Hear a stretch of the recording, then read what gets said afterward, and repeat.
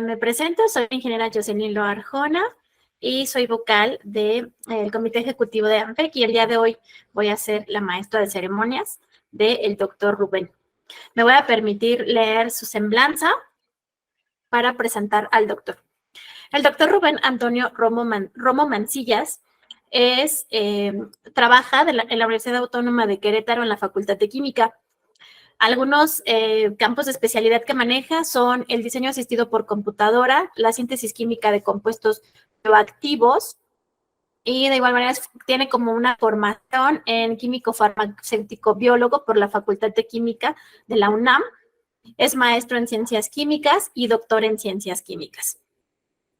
Actualmente es profesor investigador de tiempo completo en categoría 7 del perfil PRODEP y es miembro del Sistema Nacional de Investigadores nivel 1. Cuenta con mención honorífica en la Facultad de Química de la Universidad Nacional Autónoma de México bajo la dirección de la doctora Alicia Hernández Campos en el año de 2005. Posteriormente obtuvo sus grados de maestro en ciencias en el año de 2007 y doctor en ciencias químicas en el año de 2014 con mención honorífica. Inicia sus actividades como profesor en la Facultad de Química de la Universidad Nacional Autónoma de México durante el periodo de 2010 a 2014 y como profesor asociado en el Departamento de Sistemas Biológicos de la Universidad Autónoma Metropolitana, Unidad Xochimilco, durante el periodo de 2011 a 2012. Finalmente se unió a la planta académica de la Facultad de Química de la Universidad Autónoma de Querétaro, como profesor por honorarios en 2014 y fue promovido a profesor investigador de tiempo completo en 2017. Sus actividades docentes se han centrado sobre la química farmacéutica y el diseño de fármacos, así como disciplinas básicas relacionadas como son química orgánica, farmacología molecular, bioquímica y espectroscopía, tanto a nivel licenciatura como a nivel posgrado. Actualmente forma parte del núcleo académico básico de la maestría, el doctorado de Ciencias Biológicas de la Universidad Autónoma de Querétaro. Las líneas de investigación que maneja es líder del grupo de diseño asistido por computadora y síntesis de fármacos de esta universidad. De igual manera, ha tenido participación en más de 30 congresos nacionales y 6 internacionales. De igual manera, ha sido responsable en un proyecto financiado por el Consejo Nacional de Ciencia y Tecnología, CONACYT, y de 3 financiados por la Universidad Autónoma de Querétaro.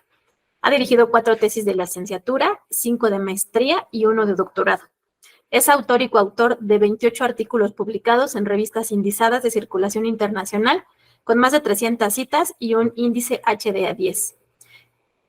Bueno, pues sin más preámbulo, damos la bienvenida al doctor Antonio Romo Mancillas, quien nos impartirá la ponencia denominada Diseño de fármacos anticonvulsivos, estrategias en búsqueda de la idoneidad.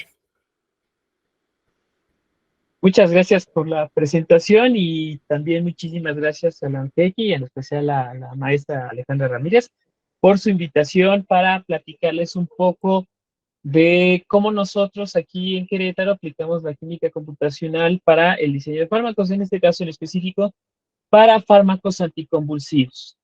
Bien, la plática que les voy a dar el día de hoy consta de estas 3 partes principales, un pequeño preámbulo, ¿no?, sobre ciertos conceptos, para definitivamente después ya platicarles lo que hemos hecho en estos tiempos, ¿vale? Entonces, una de las razones para hacer modelado molecular pues es simplemente, y creo que es casi una obviedad que se mencione, pero vamos, vale la pena recordarlo, que es precisamente cuando tenemos algunos sistemas experimentales que son particularmente costosos o particularmente complejos de estudiar, y bueno, al final las herramientas computacionales nos ayudan en este tipo de descubrimientos, de estudios, ¿verdad? Obviamente, todo en el ámbito de la química, no exclusivamente de la química, bueno, en la química en general, pero pues vamos a enfocar en la química farmacéutica, pues está, nosotros partimos del principio de que la estructura molecular define propiedades físicas, químicas y las que ahorita también vamos a incluir, pues las biológicas, ¿vale? Evidentemente la química computacional se relaciona mucho con el equipo, ¿no? Con las computadoras y bueno, desde que el fundador de Intel, que por cierto murió hace poco, denominó esta ley empírica que sería cómo va evolucionando la tecnología o el hardware con respecto a la capacidad de cálculo, pues bueno, nosotros aquí vemos cómo precisamente el hardware va evolucionando poco a poco y se va empezando a pues digamos que estancar cuando viene una nueva tecnología que lo supera y así sucesivamente. De hecho, muchos postulan que precisamente esta ley de Moore ya no es tan válida precisamente con las consolas de videojuegos, precisamente, y con las tarjetas gráficas dedicadas, que pues, normalmente las más comunes, las más comerciales son las que se usan para videojuegos, pero en realidad pues también existen para cálculos científicos. Y bueno, en cuanto a poder de cómputo, pues estamos viendo que nuestra capacidad actual de la mejor computadora que tenemos sin llegar todavía a tecnologías superiores, ¿no? O todavía experimentales, es quizá en la capacidad de cálculo que tendría un cerebro de un mosquito. Entonces, pues si no sucede nada extraordinario en nuestra línea de vida, pues llegaremos a ver que las computadoras llegarán incluso a tener capacidad de cálculo de un cerebro de mamífero, por ejemplo, ¿no? Obviamente la tecnología sigue avanzando y pues hacia 2017, precisamente el medio de difusión de la American Chemical Society denominaba como las blancos o los, digamos, las nuevas fronteras a estudiar ahora precisamente con la computación cuántica, que sería el estudio de enzimas complejas, bueno, en el área biológica, de enzimas complejas como la hidrogenasa, el cual tiene cúmulos de hierro bastante interesantes y que es un proceso de oxidorreducción bastante complejo, y el estudio químico del proceso de la fotosíntesis en su total estudio, no nada más el ciclo de Calvin, sino todo el proceso de la fotosíntesis. Entonces, esas digamos que son nuestros nuevos Everest, nuestras nuevas fronteras, que evidentemente computadoras cuánticas como la que está aquí a la derecha, que es la de IBM, si mi memoria no me falla, eh, pues eventualmente pues lograremos llegar a modelar sistemas químicos. Ahora, lo interesante del modelado de sistemas químicos, pues hay que, por ejemplo, cuando estamos aplicados a las áreas biológicas, pues es precisamente entender en qué tiempos o en qué contexto de movimientos estamos hablando, ¿no? Entonces estamos movimientos locales, fluctuaciones de enlaces atómicos, movimientos de cadenas naturales en proteínas o de asas de proteínas, pues son movimientos locales que se pueden simular hasta cierto punto en breve tiempo. Ahora, y esos para el principio se pueden estudiar con procedimientos que te vamos a ver de dinámica molecular. Sin embargo, también se pueden estudiar de forma experimental con experimentos de fetoquímica y atoquímica. Ahora, movimientos de cuerpos rígidos, como movimientos de dominios, de hélices y subunidades, pues ya son procesos en tiempos y distancias un poquito más grandes. Y para ello, pues, por ejemplo, podemos todavía aplicar computacionalmente hablando la dinámica molecular. Sin embargo, a nivel experimental, pues nos podemos auxiliar de la resonancia magnética nuclear y del espectro de infrarrojo como comprobación experimental. Eh, Más adelante, bueno, ya movimientos a gran escala, pues, transiciones de hélices, asociación y disociación de proteínas o de biomoléculas en general, plegamiento, desplegamiento de biomoléculas en general, bueno, pues esos ya rebasan lo que computacionalmente por ahorita sería factible de realizar. No imposible, pues sí se puede, pero requeriría mucho tiempo real, entonces, pero pues vamos, esos se pueden auxiliar con otro tipo de experimentos, electrofisiología, FRET, etcétera, para poderlos estudiar. Ahora, normalmente nosotros asociamos modelado molecular a computadoras y bueno, es simplemente el estudiar un sistema químico con una computadora, o sea, estructuras moleculares, técnicas de visualización, descripción de la estructura electrónica, que por ejemplo las prácticas de anoche estuvieron muy interesantes en ese sentido, predicción de la geometría, que de hecho precisamente también la plática de la astroquímica de anoche estuvo interesante en ese sentido, y estudio de las energías en el sistema. Sin olvidar que los modelos matemáticos empleados para estudiar estos sistemas pues, pueden ir desde muy sencillos, que serían la mecánica molecular, o sea, descripciones tipo física clásica, hasta descripciones intentando resolver la ecuación de Schrödinger desde métodos ab initio hacia arriba, ¿no? Cluster, interacción de comunicaciones, etcétera, etcétera. O sea, en esta pequeña escala, pues vamos de lo más simple hasta lo más complicado. Evidentemente, todo tiene un precio. Estudiarlo desde la parte más complicada, pues podemos estudiar solo un número de átomos muy pequeño en tiempos factibles o necesitaríamos supercomputadoras, como te mencionaba ayer.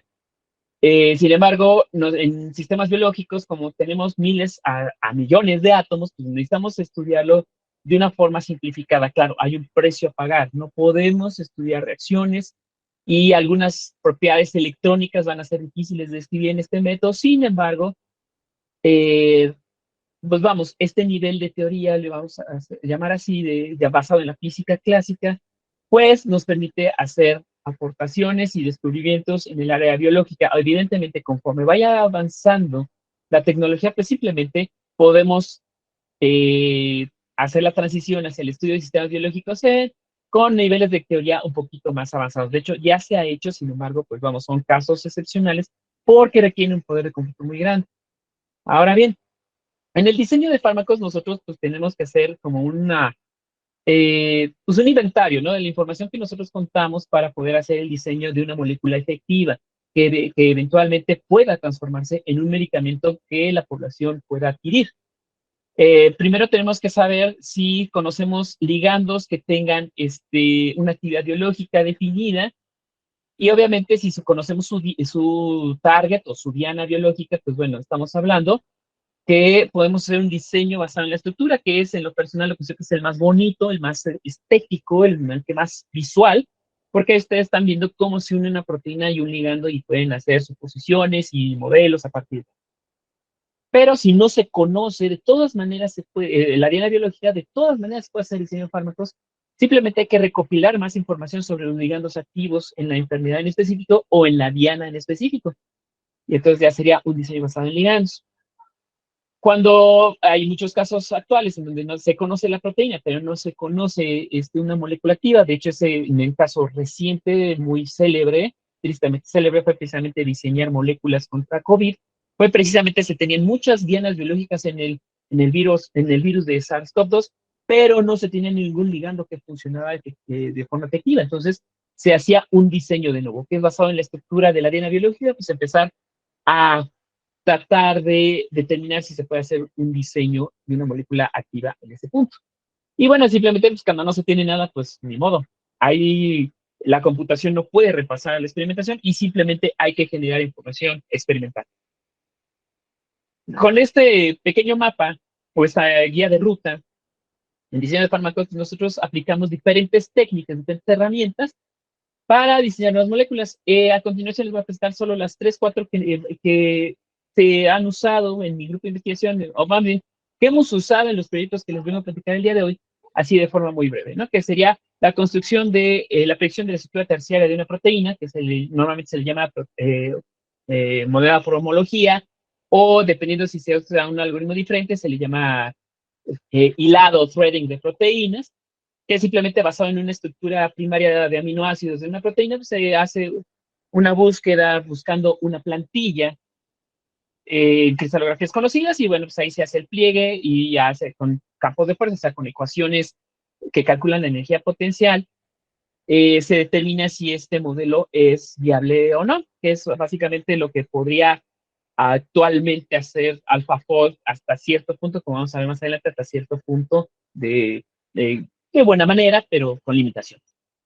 Otra técnica que usamos muy frecuente en diseño de fármacos es la simulación de dinámica molecular, que es precisamente ver el movimiento de las estructuras con respecto al tiempo, fijando propiedades macroscópicas aplicándolas a través de algoritmos a nivel atómico, a nivel enlace. Por ejemplo, se fija la temperatura, la presión, el volumen, el número de moles, la tensión superficial, etcétera, o sea, propiedades macroscópicas observables.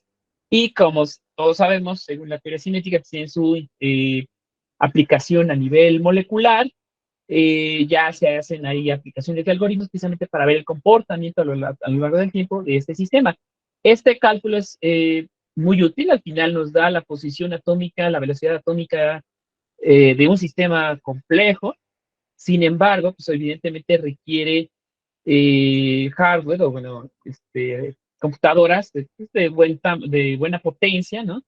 Últimamente nosotros hemos aprovechado precisamente la tecnología de las tarjetas gráficas para hacerlo. Sin embargo, bueno, cuando son sistemas muy complejos, pues bueno, sin duda un clúster o una supercomputadora pues, siempre será muy útil para este tipo de cálculos, ¿vale? Aquí se pueden sacar muchísimos datos y por eso es importante definir bien cuando uno hace modelado, pues precisamente qué es lo que quieres ver. O sea, el diseño es diseñar un experimento, así como sería en el wet lab, ¿no? Diseñar un experimento para ver qué vas a obtener, qué vas a observar. Este acoplamiento molecular o docking, que es simplemente la interacción entre dos moléculas, digamos que en una analogía un poco cruda, pues esta es la fotografía y la dinámica molecular sería una película. Entonces, la fotografía, que sería el docking, es simplemente cómo interactúan, qué interacciones forman dos entidades químicas, que normalmente en diseño de fármacos sería una proteína y un ligando pequeño de naturaleza orgánica. Y simplemente, pues bueno, tiene ciertos requisitos para llevarse a cabo, unos tratamientos previos precisamente para poder, pues decir que esta interacción proteína-ligando calculada computacionalmente, pues sí podría tener relevancia biológica, al mismo ligando, pero vamos, digamos, ha sido una herramienta muy, muy útil y han salido varios fármacos en el mercado desde hace 30 años casi, a través de bueno, 25, 30 años más o menos, a través de esta tecnología, de esta herramienta. Entonces, vamos, eh, a pesar de sus limitaciones conceptuales o sus limitaciones desde el punto de vista de las teorías involucradas, son útiles, ¿vale? Y una última herramienta que es más farmacéutica que realmente computacional sería el estudio farmacofórico, que para, en términos sencillos, es sacar el mínimo común múltiplo de una serie de moléculas que tienen una misma actividad biológica, precisamente para identificar los componentes estructurales, no necesariamente grupos funcionales, pueden ser hasta distancias, pero sí los componentes estructurales que determinan la manifestación de la actividad biológica, o si nos vemos ya a una diana conocida, bueno, pues la unión a un blanco farmacéutico. Obviamente, pues este es un proceso estadístico, debe tener una validación, pero al final esta herramienta, estudios farmacofóricos, pues también ha dado como origen nuevos fármacos desde hace mucho, mucho. Entonces, estas cuatro herramientas básicas, hay otras, ¿no? Que también existen en química computacional y química farmacéutica. Nosotros los hemos aplicado en varios proyectos que al final han constituido pues, nuestras líneas de investigación. Entonces, ahorita les vamos a platicar, pues, digamos, la línea de investigación más antigua. Digo, no somos un grupo muy antiguo, pero somos relativamente nuevos, pero es de las más antiguas que tenemos aquí en nuestra línea de investigación, que es el búsqueda de compuestos para el tratamiento de la epilepsia. Si no lo saben, pues la epilepsia desde el punto de vista fisiológico es el disparo exacerbado de neuronas en el cerebro. Obviamente, nosotros pues a lo mejor tenemos la imagen, ¿no? De la gente teniendo ataques convulsivos, pero al final ese es solo un nivel de la epilepsia, eso es el nivel más visible de la epilepsia. Incluso estos disparos exacerbados pueden detonar desde una síndrome de ausencia, o sea, simplemente que la persona pues simplemente se pierda o digamos coloquialmente se le vaya el avión y después ahora sí que se ponga normal hasta que tenga convulsiones tónico-clónicas en la calle. O sea, es un espectro muy grande de este padecimiento, este trastorno. Puede sufrirse en cualquier edad. Tristemente es muy común en niños y en adultos mayores. De hecho, es el desorden neurológico más común en niños. Y bueno, sus causas son muchísimas. Puede ser incluso una infección parasitaria, puede ser una cuestión metabólica, que es del déficit de de un defecto de metabólico, perdón, una lesión estructural, por ejemplo, un golpe, un proceso infeccioso, que ya me han dicho, por ejemplo, en parásitos, por ejemplo, la infección por Taenia solium puede generar epilepsia, o simplemente desconocida, o sea, simplemente el paciente con cierta frecuencia presenta ataques epilépticos, bueno, convulsiones, perdón, para ser correctos, presenta convulsiones, y entonces a lo largo del tiempo, pues ya se le diagnostica que tiene epilepsia, pero pues de origen desconocido, que no se sabe por qué esta persona tiene estos ataques convulsivos. Ahora, a nivel mundial son 50 millones de personas hacia 2018, 2020, pero la mayoría de ellas se presentan en países en desarrollo, ¿no? Y en países de bajos ingresos, bueno, pues se presenta en zonas rurales.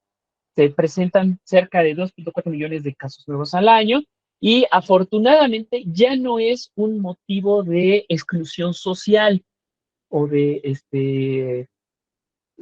sí, de exclusión social. pero bueno, ya se ha hecho conciencia de que es un padecimiento, o sea, no es que estén malditos o que estén, que están poseídos o algo así, pero bueno, y hay que hacer todavía trabajo en la concientización de la epilepsia. En México, 4 de cada 1,000 habitantes tiene epilepsia activa y casi 20 de cada 1,000 presenta epilepsia prevalente, o sea que sigue, a pesar del tratamiento farmacológico, sigue con este padecimiento. Es una enfermedad crónica, o sea, si una vez que fue diagnosticada, muy probablemente acompaña al individuo por el resto de su vida. Disminuye obviamente la calidad de vida sobre todo, pero también la extensión de la misma. Y es una enfermedad costosísima, cerca de promedio $3,500 al año. Ahora, evidentemente, eso puede ser cargado por la familia del paciente o por los sistemas de salud pública. Entonces, al final es una enfermedad tremendamente costosa que hay que, pues, buscarle una solución. Ya decíamos que la estigmatización social afortunadamente está a la baja, sin embargo, todavía está presente. Por motivos de seguridad, a algunos pacientes con epilepsia pues, no se les deja, por ejemplo, manejar equipo pesado, a algunos incluso se les impide conducir, pero bueno, ahí no es por estigmatización, sino porque simplemente por lo impredecible de sus ataques, pues puede generar accidentes graves. Bien, entonces en el mundo pues tenemos esta prevalencia, en México pues como pueden ver está no en rojo, pero tiene una prevalencia bastante alta. Con respecto al resto del mundo, veamos Botswana, en África, pues bueno, esos pobres tienen una incidencia bastante alta. Ahora, desde el punto de vista farmacológico, hay varias generaciones de fármacos que pueden actuar para el control del disparo exacerbado de las neuronas. O sea, y pues bueno, están desde las clásicas benzodiazepinas, los barbitúricos, la fenitoína y el ácido valproico, que son, digamos, de los fármacos más viejos. Sin embargo, hay unos de más reciente uso en epilepsia, como sería la pregabalina, gabapentina, sonizamida, y uno que nos vamos a centrar en esta plática, que es levetiracetam. Entonces, el propósito de cualquiera de ellos va a ser o va a ser que es el disparo neuronal, este es, digamos, es un modelo de la neurona, precisamente indicando dónde actúan algunos de estos fármacos, eh, precisamente tratar de controlar el disparo neuronal de alguna u otra forma, o sea, previo a la sinapsis o posterior a la sinapsis, pero cualquiera de los dos, tratar de frenar estos disparos exacerbados. En este caso, pues nos vamos a ir sobre el levetiracetam, el cual surgió a partir del estudio de uno de los neurotransmisores clásicos que existen en las neuronas, que es el ácido gamma aminobutírico. Entonces, la familia de los racetam salió precisamente de la ciclación del ácido gamma aminobutírico, y los primeros racetams que se usaban eran no trópicos, o sea, que favorecen la memoria, sobre todo, o los procesos de aprendizaje. Entonces, estos fármacos, algunos todavía se llegan a usar, sobre todo en demencia senil. El piracetam es uno de ellos que está, de hecho, está en el cuadro básico de medicamentos mexicanos. Sin embargo, algunos de ellos, por ejemplo, el fenilpiracetam y el naracetam, ya no se venden en América, solo se pueden conseguir en Rusia, por ejemplo, porque su mecanismo de acción era complejo y a veces el costo-beneficio, o sea, no traían tanto beneficio como no trópicos, y pues por eso pues, muchas instituciones de regulación sanitaria pues decidieron quitarles la autorización. Simplemente se veía que estos fármacos incrementaban el nivel de calcio intracelular y interactuaban con receptores, especialmente, principalmente AMPA, pero bueno, entre otros, ¿no? De ahí una empresa que se llama la Unión de Químicos de Bélgica, obviamente en francés, ellos empezaron a estudiar precisamente el piracetam y sus derivados como modelo, como posibles compuestos anticonvulsivos, y de ahí de una serie de compuestos, que más adelante vamos a ver algunos, salió el levetiracetam, y esos a su vez fueron evolucionando a varios como el levetiracetam, estos dos ya actualmente a la venta en México, y empezaron a desarrollar otros nuevos que, bueno, se atoraron en el proceso de desarrollo de medicamentos. Estos ya no salieron al mercado, sin embargo, desde el punto de vista farmacológico son bastante buenos. Ahora, el mecanismo de acción de estos fármacos en general era la inhibición de la liberación de cáncer intracelular, la unión a ciertos receptores, otra vez AMPA, pero ahora a GABA-A, y a una proteína que antes de estos fármacos ya se había identificado, se le había puesto nombre, pero no se le había identificado ninguna acción hasta ese momento, que se llama SB2A, es la proteína vesicular sináptica tipo 2A. Ahora, precisamente con el ivermectin, esta proteína, ahora sí que se identifica como el sitio de unión principal del fármaco liracetam, que vale la pena mencionar en modelos animales, liracetam no, en algunos modelos de convulsiones de animales no da respuesta. Por eso no se encontraba como un potencial anticonvulsivo. Sin embargo, se desarrollaron otros modelos animales y ahí es en donde demostró su alta potencialidad como anticonvulsivo. Tan es así que ya tiene cerca de 15 o 20 años en el mercado, no, como 15 años en el mercado. Entonces, para ser un fármaco es relativamente nuevo. Es una proteína que está unida a las vesículas sinápticas y controla la secreción de neurotransmisores. Esta proteína en específico regula la función de la fusión de la vesícula sináptica, que normalmente anda nadando en el axón, a la membrana para la liberación de neurotransmisores. Ahora, hasta todavía su estructura es desconocida. Tiene esta topología donde tiene 12 pasos transmembranales, por eso se le ha relacionado mucho con el transportador de glucosa, por ejemplo. Tiene un sitio de unión a ATP, que eso podría dar indicios sobre su funcionalidad, pero también tiene dos sitios citoplásmicos, perdón, dos asas que son muy grandes, expuestas al citoplasma y otras expuestas al lumen de la vesícula sináptica. Entonces, al final, y bueno, también se han detectado por mutaciones puntuales, pues qué aminoácidos podrían ser esenciales para la unión del leviacetam y por ende su función. Obviamente el leviacetam pues, tiene demasiadas proteínas asociadas, precisamente como se ha propuesto que interviene en el proceso de fusión de las vesículas a las membranas neuronales, pues bueno, tienden a unirse, o sea, ha visto que se coexpresan con varias proteínas relacionadas precisamente con este proceso de fusión. Por ejemplo, citatotamina 1, que es un sensor de calcio, que precisamente cuando se elevan las concentraciones de calcio, pues simplemente ahí es en donde se fusiona con SB2A y empiezan a hacer reclutamiento de proteínas y se da como resultado el vertido de neurotransmisores a la sinapsis.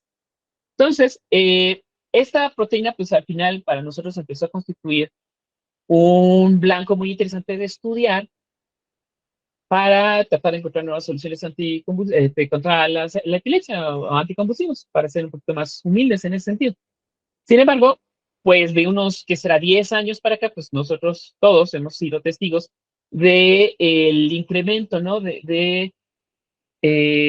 Compuestos derivados de la marihuana, en este caso en específico el cannabidiol, para diferentes usos farmacéuticos. En este caso en específico, el cannabidiol se le ha visto que tiene un potencial anticonvulsivo bastante prometedor, incluso en casos en donde fármacos no hacen nada, el cannabidiol tiene una buena respuesta. Claro, pues como digamos, es una planta de uso polémico, algunas veces es recreativo, algunas como sustancia de abuso. Entonces, pues precisamente no se ha podido profundizar un poco sobre este compuesto, este terpenoide.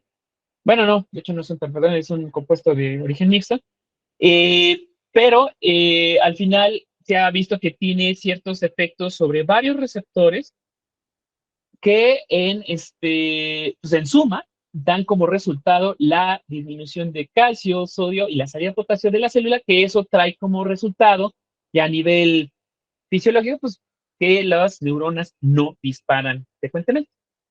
Entonces, una vez dicho esto, pues bueno, nosotros qué aproximaciones hemos hecho, ¿no? Para tratar de encontrar nuevos fármacos. Decía yo hace unos instantes que pues, había una gran cantidad de compuestos que se han reportado que se unen a ese, o sea, alrededor de 130, bueno, de hecho debo actualizar ese número, ya son como 140, de los cuales próximamente nosotros vamos a comparar con unos 20, pero se ha visto cierta relación entre la presencia de ciertos grupos funcionales y la actividad, pues sobre todo la afinidad a ese, o sea, que da como consecuencia su actividad anticonvulsiva. Entonces, he visto que algunos grupos idiofóbicos favorecen la actividad, Se hacen sus sustituciones sobre este punto de la pirrolidona, simplemente no hay actividad. Igual en este punto, y bueno, que al final aquí debe haber un centro quiral definido, etcétera, etcétera. Sin embargo, bueno, en 2014 se hizo una revisión bibliográfica donde se decía precisamente que estos eran como los puntos generales. Más adelante, mis colegas y yo hicimos una actualización sobre esta información farmacéutica y bueno, vimos que ya en realidad esos 130 compuestos pues realmente tienen más implicaciones estructurales que si bien nos limitan un poco los grupos funcionales que nosotros podemos añadir, también nos da la oportunidad de explorar modificaciones posteriores. Entonces, por ejemplo, se han probado anillos aromáticos, la presencia de anillos aquí, de compuestos heterociclos aquí, también aquí hacer reemplazo de esta zona por heterociclos, sobre todo de nitrógeno, que son bastante positivos. Definitivamente la sustitución no se favorece ni aquí, ni el reemplazo de este carbonilo por otro tipo de grupo funcional, y que esta cadena pues, puede ser larga, pequeña, puede ser aromática o alifática y no hay tanto problema. Entonces ya con esto ustedes pueden, bueno, pues con esta información podemos empezar a generar nuevos compuestos, dado que en este caso, cuando estábamos haciendo estos análisis al principio, ahí por 2014, pues simplemente todavía no teníamos una estructura, ni siquiera un modelo de SB2A. Entonces ahí nos dimos a la tarea precisamente de ver qué estructuras en común o qué propiedades físico-químicas en común tenían esta serie de moléculas, y entonces encontramos que algunas de ellas, bueno, más bien varias de ellas, coincidían en la presencia de anillos aromáticos en el anillo de pirrolidona. Por ejemplo, en esta parte presento los que son los más afines, las moléculas que se reportaron hasta 2014 como las más afines a SR2A. Y precisamente a partir de ese punto, pues, empezar a proponer, basados en este análisis farmacofórico, precisamente cómo podíamos hacer nuevas moléculas. En eso andábamos cuando precisamente mi estimada colega, la doctora Julieta Mendoza del Instituto Nacional de Pediatría, se propuso a que construyéramos un modelo tridimensional de SB2A. Al final, estamos hablando de 2014-2015, pues bueno, se hizo un modelo por homología, se validó, se hizo simulaciones de dinámica molecular y precisamente se vio ciertos comportamientos, ¿no? De cómo se movían los extremos intravesiculares y y citoplásmicos, precisamente para ver cómo estos movimientos afectaban el funcionamiento de SB2A. Y bueno, se vio que pues, sí movían bastante, ¿no? Entonces al final ya teníamos un modelo que, para nuestra mala suerte, curiosamente en ese mismo año también salió otro modelo por un grupo alemán, pero ellos solo enfocados a la zona de unión de los receptores, que es la zona de pasos transmembranales. Sin embargo, bueno, pues también nosotros dijimos, bueno, pues vamos, ya que tenemos el modelo, hagamos acoplamiento molecular de los racetams más conocidos, los que ya están en el mercado y obviamente los que tienen interés farmacológico relevante. Y bueno, pues ahí encontramos varios aminoácidos que repiten y se repiten frecuentemente, en formar interacciones con estos fármacos. Y para nuestra buena suerte, a partir de ese consenso de docking que hicimos con varias estructuras de CB2A, pues correlacionaba con la afinidad, la concentración inhibitoria que presentan esos fármacos en el CB2A de forma experimental. Entonces, al final, ahí teníamos pues una gran cantidad de información que nosotros podíamos usar para diseñar nuevos fármacos. Entonces, bueno, pues ya ahí empezamos a proponer nuevos grupos funcionales, nuevos anillos, obviamente teniendo como centro, como subestructura central, la pirrolidona, pero bueno, añadiendo heterociclos en el nitrógeno y ahí en la posición 4, otro tipo de heterociclos. En eso andábamos cuando una de mis estudiantes, Amelia Chávez, pues empezó con la síntesis, porque al final esto, pues está muy bonito, ¿no? En la computadora se ven preciosos los modelos, etcétera, pero bueno, hay que evaluar qué tan bien o qué tan mal son los diseños. El problema de estas moléculas no era su diseño, sino era su síntesis. Era bastante complicada, usando acoplamientos de tipo HEC, perdón, de tipo Suzuki-Miyaura, perdón. Y bueno, de hecho originalmente fueron planeadas Suzuki-Miyaura, pero salieron acoplaciones tipo HEC. Entonces, bueno, fue todo un relajo. Las moléculas salieron en muy bajo rendimiento y al final a veces ni siquiera daban en la molécula diseñada por nosotros. Al final, bueno, pues como siempre, pues la estudiante tenía que avanzar en sus datos, Entonces, una vez que tenía las moléculas, aunque sean unos miligramos, pues bueno, se los llevó y los evaluó en modelos animales que ya tenían modelos de epilepsia, bueno, modelos de epilepsia con ratones, no, perdón, con ratas, en este caso fue ratas. Y bueno, por a través de una inyección intracraneal se administran los compuestos y se vio que estos compuestos tenían más o menos sobre todo quinolinol, isoquinolina, tenía el potencial anticonvulsivo del levetiracetam.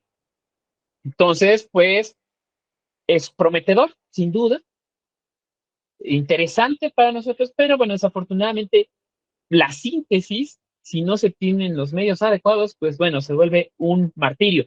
Y entonces, pues bueno, decidimos, digamos, dar un poquito de marcha atrás y ver qué más se le podía optimizar a estas estructuras, precisamente porque, pues, estaban muy difíciles de sintetizar y no teníamos todos los medios suficientes como para obtener una cantidad apropiada y no evaluarlos de esa forma que no, o sea, a nivel clínico, pues no se aplicarían inyectándose al sistema nervioso central directamente. Entonces, bueno, de forma paralela, otro estudiante, César Alegría, empezó a estudiar precisamente qué blancos farmacológicos podíamos empezar a estudiar a comparación uh,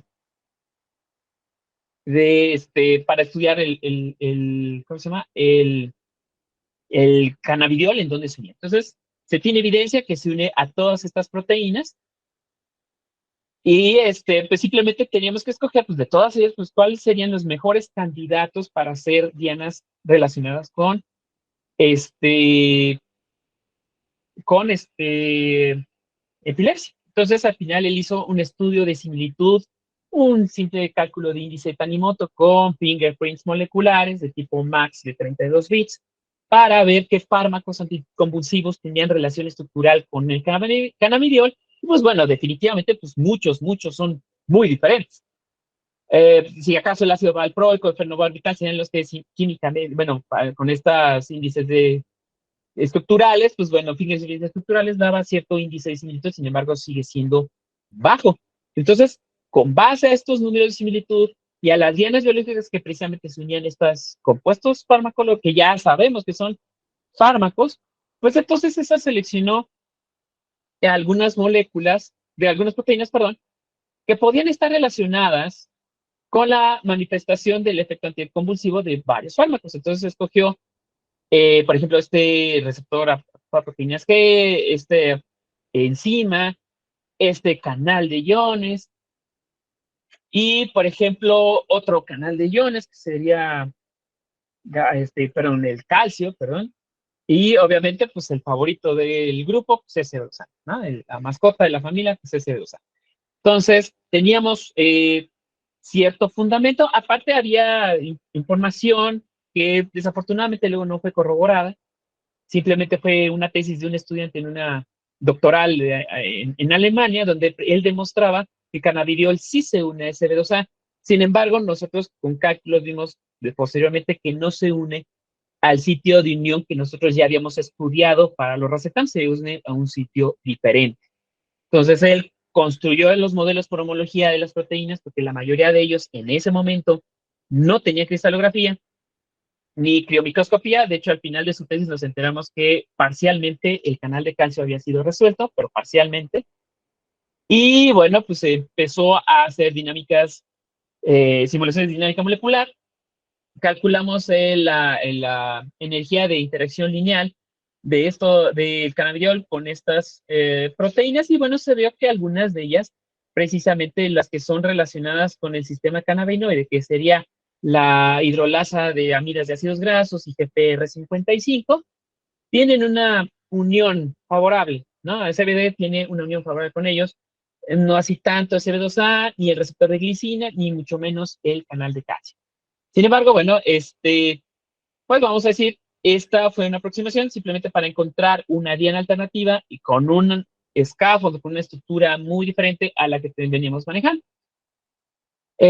Posteriormente seguimos estudiando, bueno, al final los racetams serían nuestro centro, seguía siendo, digamos, nuestra principal zona de búsqueda de nuevos fármacos anticonvulsivos Y entonces, pues bueno, recordando que estos fármacos también se unen a GABA, pues bueno, dos estudiantes, está Jessica Cardoso y Ivona Costa, pues empezaron a estudiar precisamente qué variantes de este receptor, que es un canal de cloro, podían ser útiles para estudiar en modelado, y bueno, pues vieron que varias mutaciones de ciertas, de esas subunidades, que este receptor es un heteropentámero, varias de estas unidades con ciertas mutaciones estaban directamente relacionadas a varios padecimientos de epilepsia, sobre todo esta, que es el síndrome de Lennox-Gastaut, que es una epilepsia recalcitrante, se le llama. Los individuos que la padecen tienen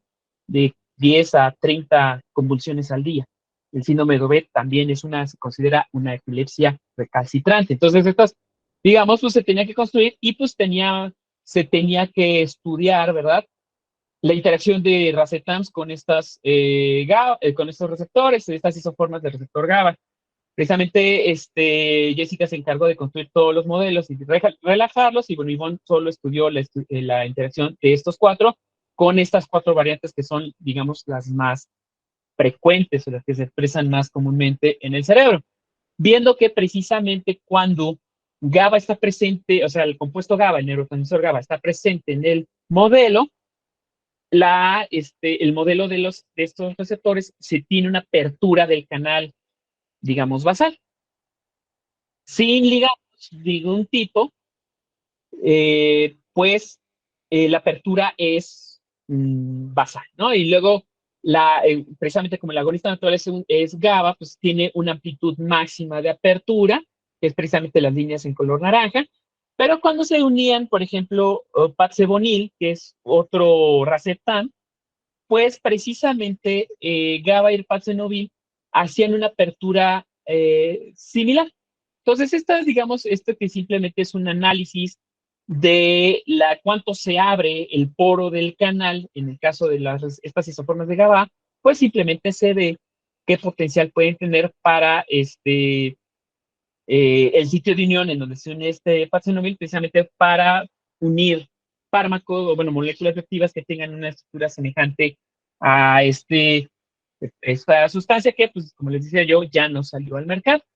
De forma paralela, y también recordando que los racetams se unen al canal de calcio, bueno, pues fíjate, Beatriz Hernández, pues empezaron, precisamente basado en los trabajos también de César Alegría, pues empezaron a ver que el canal de calcio, en este caso el canal de calcio de tipo G, era muy relacionado con epilepsia, por lo tanto era un blanco que se podía estudiar.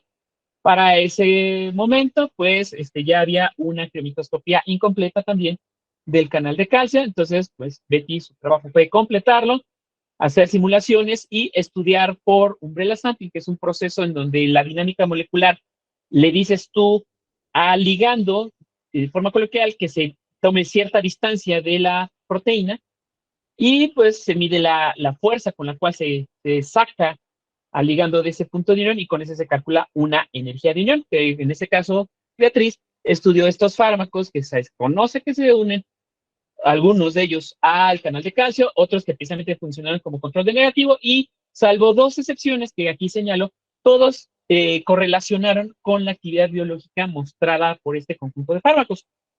Obviamente, pues ahí los revisores nos han hecho algunos comentarios sobre estos trabajos, precisamente para refinar algunos puntos, sobre todo, precisamente explicar por qué las succinimidas, que sí son ligandos o son afines a este canal de calcio, pues no muestran una afinidad teórica pues muy buena. Cabe mencionar, esta energía calculada por el proceso de umbrella sampling es un poquito más fácil de correlacionar con experimentos de tipo físico-químico, en donde se calcularía una energía de unión real. Sigue siendo un cálculo al final, pero es más realista que simplemente hacer un acoplamiento molecular. Entonces, pues bueno, ya con hasta este punto, pues bueno, tenemos diversas dianas que, que podemos tomar en cuenta como tratar de encontrar qué dianas biológicas podemos trabajar y así diseñar un nuevo anticonvulsivo, ¿vale? Pero pues bueno, nosotros pues ya seguíamos explorando diferentes dianas y bueno, pues de todas maneras vino a la mente, pues, bueno, ¿y ese S2A qué onda? Pues ya ese ya teníamos en teoría un modelo que desafortunadamente nosotros lo empezamos a seguir trabajando y presentaba inestabilidad en simulaciones de dinámica molecular, lo cual pues no es posible, es una proteína estable. Entonces, pues lo volvimos a construir y ahí fue el trabajo de estudiante Manuel Álvarez, que precisamente aprovechando que estaba, como decíamos, se decía ayer en las presentaciones de la inteligencia artificial, que está de moda, muy en boga eso de la inteligencia artificial, pues se usó AlphaFold, que desgraciadamente en nuestro caso, pues no sirvió de mucho, porque AlphaFold construyó ciertas partes, por ejemplo, esta es la parte citosólica, la construyó bien, no, perdón, es la intravesicular, perdón, la construyó bien, la transformó bien, pero la citosólica no pudo ser capaz de construirla correctamente. Otro algoritmo que usa un sistema de inteligencia artificial basado en AlphaFold, que es Rosetta Fold, él sí pudo ser capaz de construir algo que tuviera relevancia biológica.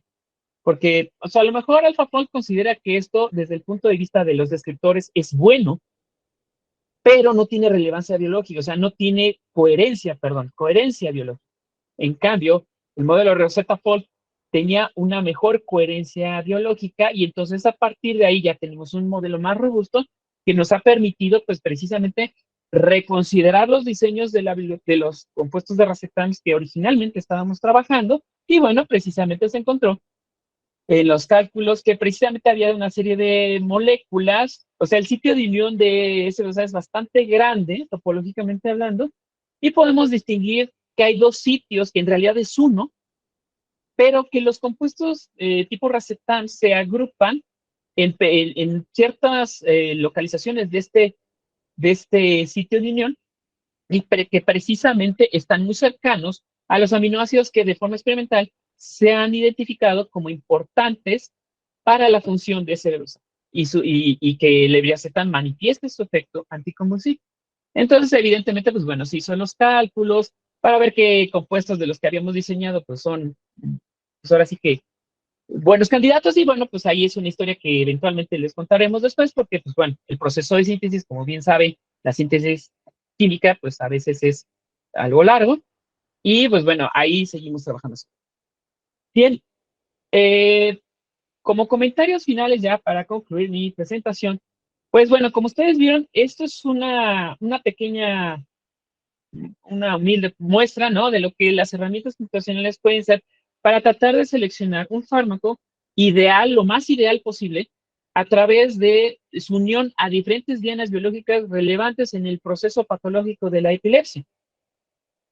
Quizá en un ¿cómo se llama? En un sueño guajiro, quizá de tratar de hacer un modelo de una sinapsis, tratando de modular los disparos de esta sinapsis y así encontrar no solo compuestos anticonvulsivos, sino puede ser cualquiera que pueda tener una relación con el sistema nervioso central y su manifestación específica en la sinapsis, como puede ser depresión, ansiedad, este, trastornos de personalidad, o sea, esquizofrenia, etcétera. O sea, no solo puede servir para epilepsia, sino puede servir para otros padecimientos del sistema nervioso central.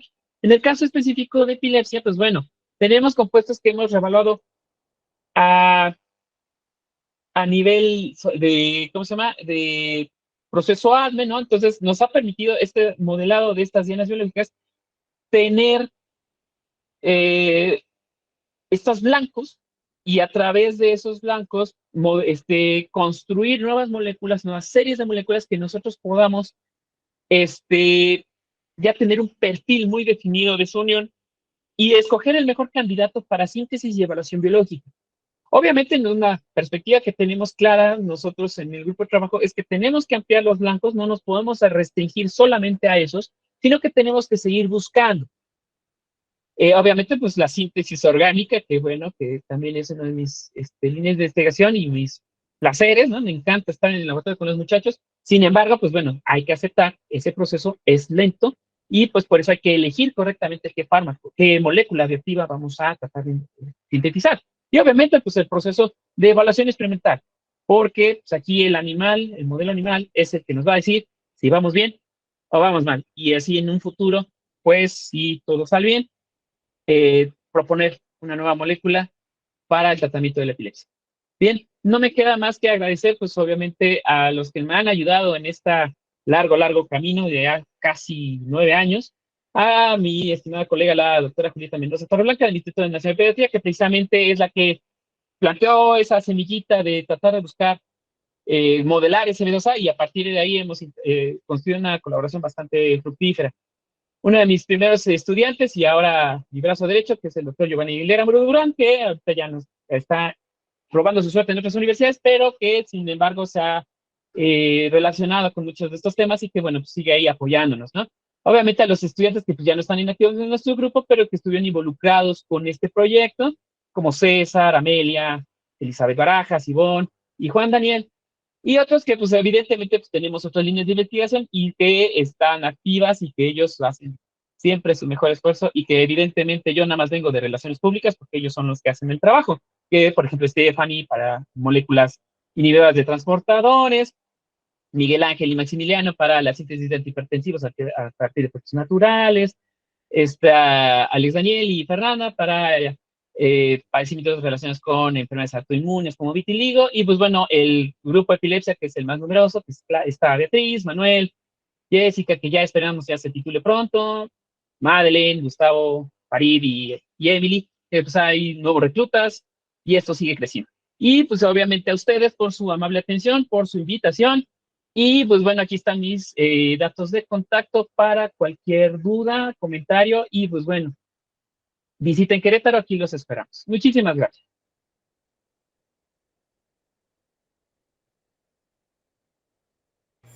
Muchísimas gracias, doctor, por la ponencia.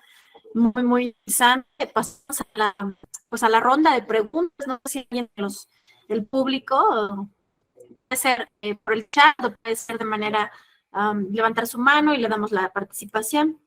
Claro. Sí, miren, aquí leo una pregunta de Ulises Orozco, y si hay alguna etapa en su metodología computacional donde utilice métodos ab initio, ¿son necesarios? ¿Hasta qué punto? Miren, como estamos simulando sistemas muy grandes, no es que sea imposible, pero es difícil. O sea, necesitaríamos una infraestructura computacional que desafortunadamente no contamos. Tal vez con estableciendo colaboraciones podría ser posible. Ahora, a nivel cuántico, por ejemplo, la inhibición de enzimas, por ejemplo, la inhibición de la que habíamos hablado hace poquito, que es la hidrolasa de los ácidos grasos, por ejemplo, ahí es en donde se podría utilizar los sistemas ab initio, digamos, a un nivel de teoría un poquito bajo. No podíamos usar Clopper Croster ni nada de excéntrico, pues sino a lo mejor un DFT, ¿no? Y a lo mejor con pares de bases un poquito pequeñas, para precisamente simular la reacción y ver, tratar de, ¿cómo se llama? De describir la reacción desde el punto de vista cuántico, y a su vez proponer nuevos inhibidores contra esta enzima. ¿Necesarios? Pues vamos, como estamos usando modelos basados en la física clásica, o sea, mecánica molecular, pues a veces parecería excesivo, por ejemplo, construir los ligandos y aplicarles teorías tipo DPT o cuánticas, más allá, ¿no? Hackett, etcétera, para construirlos, minimizarlos y describir sus propiedades electrónicas y después bajarlos a mecánica molecular para hacer un docking. A lo mejor puede ser algo excesivo, pero bueno, a lo mejor ese cálculo cuántico te puede ayudar a, a calcular, no sé, por ejemplo, el espectro de resonancia para ver si lo obtuviste correctamente. Entonces, puede ser tan necesario como ustedes lo necesiten, pero obviamente estar conscientes que el nivel de teoría para estudios de sistemas biológicos todavía no puede pasar del nivel de 100 empíricos, y aún así es costoso usarlo en 100 empíricos. Entonces, pues de que se puede usar, se puede usar, pero es costoso en cuanto a tiempo, tarda mucho, ¿verdad? Dice Giovanni Aguilera, dice, ¿qué desventajas tiene cuando hablamos de utilizar modelos por homología? Definitivamente de usar una estructura de origen experimental, pues siempre será lo preferible. Siempre hay que tener en cuenta que incluso estos modelos experimentales pueden tener limitaciones. Por ejemplo, una cristalografía, pues bueno, las proteínas no son cristales, no están en forma cristalina en los sistemas biológicos, mucho menos las que son insertas a membrana. Entonces, esas también van a tener limitaciones. Algunas de ellas tienen la limitación que a lo mejor no están completas. Entonces hay que como completarlas a través de modelado. Y pues bueno, ahora, si se puede partir de esa evidencia experimental, pues adelante. Si no, pues ni modo. Hay que ser muy pulcro en la construcción del modelo por homología, validarlo y hacer controles de calidad lo más excesivos posibles, precisamente para que no partamos de una premisa falsa desde el punto de vista estructural. Cuando habla de la herramienta Rosetta Fold, hace uso de inteligencia artificial, es una herramienta gratuita. Claro que sí. Sí, Julio Robles, sí, es una herramienta gratuita, está circunscrita en la plataforma Robeta, que es la interfaz web del programa Rosetta. Y el algoritmo de Rosetta Fold es el algoritmo heurístico original de Rosetta, más adecuaciones o integración con AlphaFold. Entonces sí, ya tiene inteligencia artificial. Yo originalmente hacía la crítica, pues, que el modelo heurístico de Rosetta a veces era una caja negra, porque uno metía la secuencia y Rosetta se encargaba del resto. Sin embargo, ahora ya se puede, pues, hacer más control sobre cómo hacer el proceso de modelado por homología en Rosetta. Bueno, y en su interfaz es más fácil hacerlo en Robeta, que es la interfaz web, pero ustedes pueden descargar a través de Conda, si no lo recuerdo, Rosetta, y bueno, ahí usted puede, pues ahora sí que modular el cálculo lo más fino posible. ¿Vale? Entonces, bueno, no sé si alguien más tenga alguna pregunta.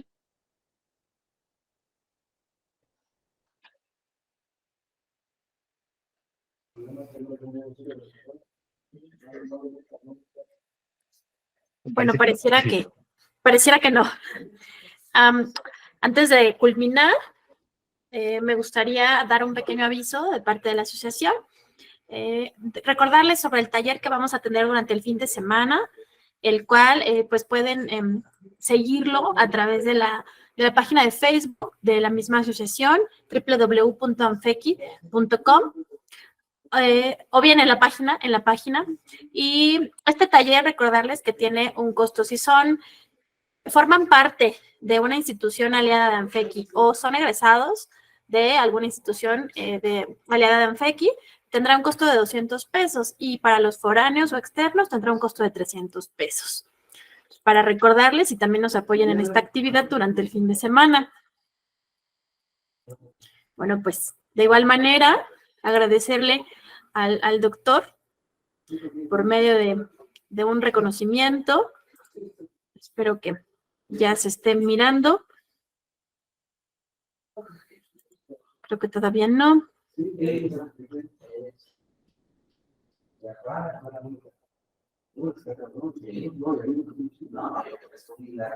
Me voy a permitir leerlo, creo que mi internet por acá está muy lento. Asociación Nacional de Facultades y Escuelas de Química, Asociación Civil, otorga el presente reconocimiento al doctor Antonio Romo Mancillas por su valiosa ponencia titulada Diseño de fármacos anticonvulsivos, estrategias en la búsqueda de idoneidad, dentro del marco de la 25 Conferencia Nacional de Facultades y Escuelas de Química, llevada a cabo del 15 al 17 de noviembre de 2023.